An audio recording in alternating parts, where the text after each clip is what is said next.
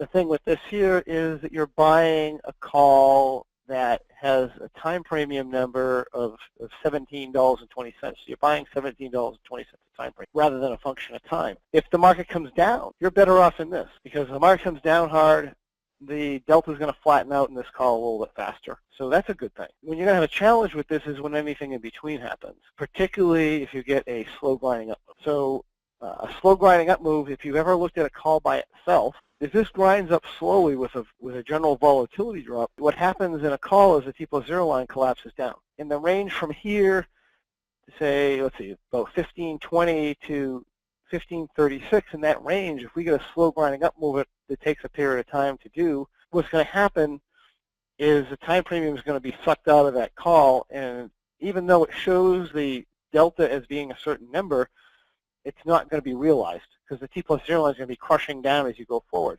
Once you hit the expiration graph line, you have 100 delta, you have 100 delta.